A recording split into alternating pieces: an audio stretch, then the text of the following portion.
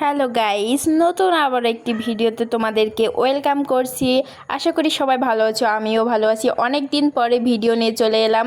বেশ অনেক দিন হয়ে গেল আমার পেজে কোনো ভিডিও ছাড়া না। তো সবাই তো আমাকে ভুলেই গিয়েছে, আমারে তো কেউ মনে হয় মনে রাখিনি। আচ্ছা, ব্যাপার না, আমি আবার চলে এসেছি সবার মাঝে নতুন আরেকটা ভিডিও নিয়ে। আর আজকের ভিডিওটা আমার অনেক ফেভারিট একটা খাবার, সেই খাবারের ভিডিওটা করব।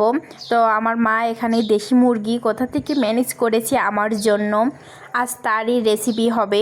তার রেসিপি করার জন্য আমার ছোটো বোন এখানে অনেক রকমের মশলাপাতি সব কিছু বেটে নিয়েছে। আর এই মশলাগুলো সব শিলপাটায় কম বেশি বেটেছে। তারপরে সে আস্ত মুরগিগুলো পরিষ্কার করার পরে নিয়ে সে মাখাচ্ছে।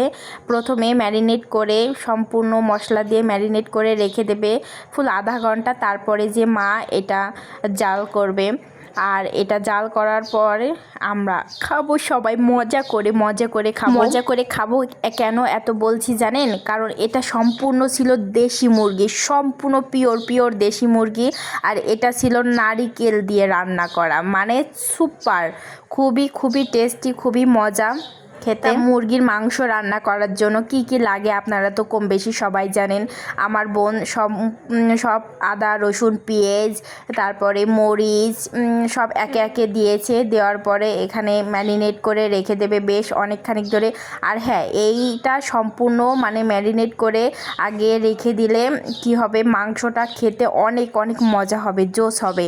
এই যে ম্যারিনেট করে রেখে দেওয়ার পরে আমার মা চুলায় চলে এসেছে, চুলায় নিয়ে বসিয়ে দিল। এবার এখানে নাড়াচাড়া দেবে সবাই মিলে।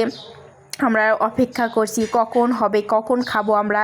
আর আমার তো সহ্য হচ্ছে না, ঘ্রাণে তো পাগল হয়ে যাচ্ছি। মাত্রই দিল, হ্যাঁ, এই যে ধোয়া উঠছে, জাল হচ্ছে, খেতে যা হবে আজকে প্রীতি তো আমি দেবই না, সব মনে হয় আমি খেয়ে ফেলবো। দেখা যাক, রান্না শেষ সব দিকে বেশি খায় আমার বোন, খায় নাকি আমি খাই? না, তুই খাবি মানে সব তো আমিই খাবো।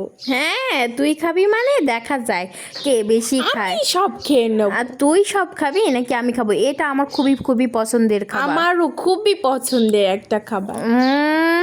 আচ্ছা, শেষমেশ দেখা গেল দুইজনের একজনও মা দিল না, কারণ এটা রান্না হচ্ছে একটা স্পেশাল ম্যানের জন্য।